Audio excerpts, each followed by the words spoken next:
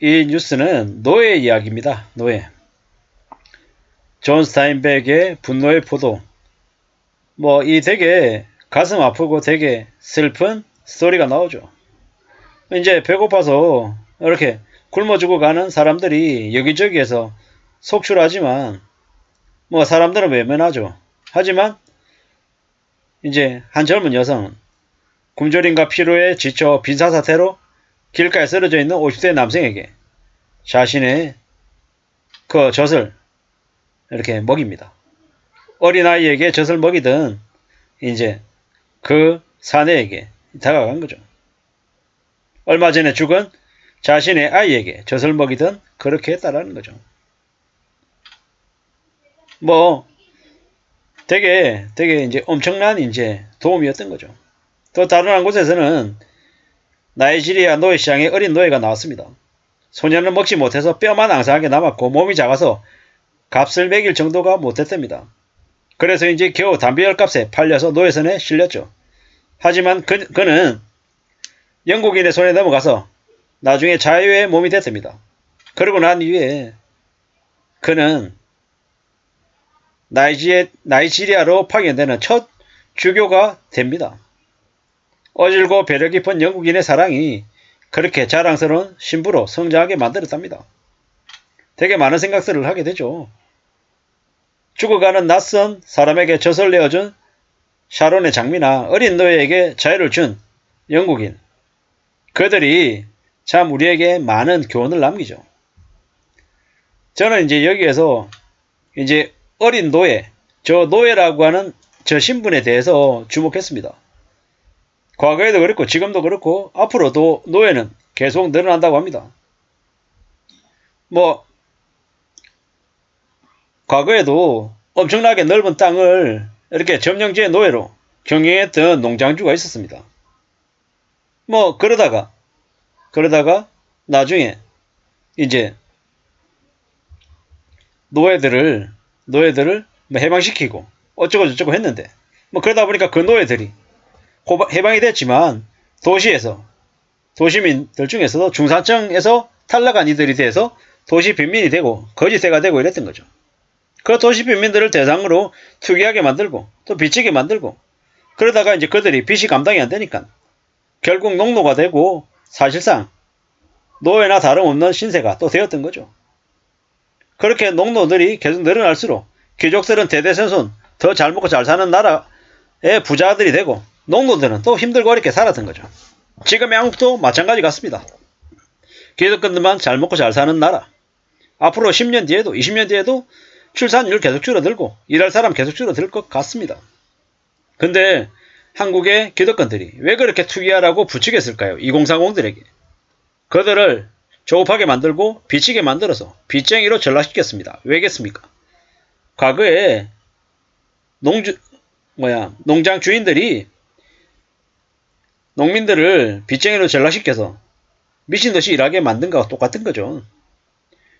미친듯이 시키면 시킨 대로 다 하는 노예로 만들려고 그렇게 빚지게 한 거다라는 거죠. 일본도 자이테크를 부추겨서 그렇게 미친듯이 인간 사료를 먹고 일만 하게 만들었다는 겁니다. 빚쟁이가 되니까 노예가 된 거죠. 한국도 스스로 대출받아서 빚져서 집 뺏기고 나중에는 극빈고층으로 전락하는 거죠. 그래도 과거에는 노예라고 해도 먹여주고 재워주고 아프면 치료까지 해줬지만 지금은요. 지가 알아서 먹고 자고 일까지 해서 돈을 갖다 바칩니다. 일본에서는 빠친코가 인기고 한국에서는 온라인 게임이 인기라고 합니다. 그렇게 생각 없이 살아야 하루하루를 견디는 거죠. 알 수 없는 긍정하게 취해서 빚지게 만들고 그렇게 살아가는 거죠. 한국에서도 노비가 없어졌다라고 하지만 지금 따져보면 저대로 유지가 되고 있는 것 같습니다. 겉으로 볼 때는 자유인인 것처럼 보이는데 조금만 들여다보면 노예로 전락해서 사는 사람들이 너무 많다라는 겁니다. 돈 빌려서 은행에 계속해서 돈을 갖다 바쳐야 되는 그런 말도 안 되는 처지로 내몰려 있는 이들이 너무 많다라는 겁니다. 앞으로 금융노예가 더 많이 늘어난다고 하죠. 그 금융노예들은 저금리 대출이 아니라 중금리 대출을 감당해야 됩니다. 빚진 사람을 상대로 금리 장사를 하는 게 지금의 금융권들입니다. 앞으로 빚은 쉽게 줄어들지 않습니다. 사람들에게 욕망을 부추기고 빚지게 하고 그들이 가진 걸 전부 다 뺏는 건 과거부터 계속 있어왔던 행동이다. 많은 이들을 노예로 전락시킨 건 다름 아닌 욕심 때문이다. 투기 때문이다. 라는 거죠. 지금도 가상화폐 투기, 주식 투기, 부동산 투기로 많은 이들이 하층민으로 전락할 위기에 처해 있습니다.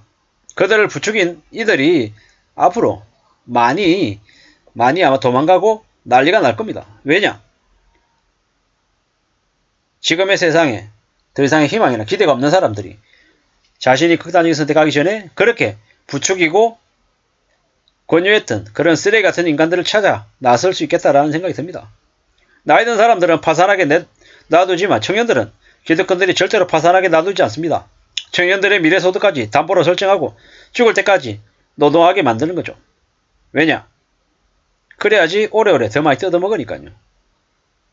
포기하게 놔두지도 않는다라는 겁니다. 금융권들이 젊은 청년들, 2030들을 상대로 노예 사냥에 벌써 나섰습니다. 소비가 나쁜 게 아니다. 소비를 하는 사람들은 소비하는 사람이 문제가 될 수 있다. 빚내서 하는 소비는 당연하다. 괜찮다. 이런 식으로 계속 얘기해왔죠. 지금도 빚내서 집 사라고 꼬드기는 전문가 놈들, 사기꾼들이죠.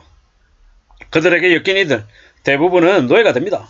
분수보다 과도한 걸, 무리한 걸 사기 위해 빚지는 건 뭐가 됐건 간에 충격이 될 수밖에 없다. 투기하고 헛바람이 들면 그냥 노예가 된다. 죽을 때까지 일하고 그저 평생을 후회 속에 살게 된다라는 말씀을 좀 드리고 싶었습니다. 빚을 두려워하고 저축하고 성실하게 사는 걸 선호해야 됩니다. 그렇게 살면 기득권들이 그 사람을 두려워하게 되어 있습니다. 노예 신세에서 벗어나려면 더 열심히 일하고 아끼고 절약하는 것 말고는 없습니다.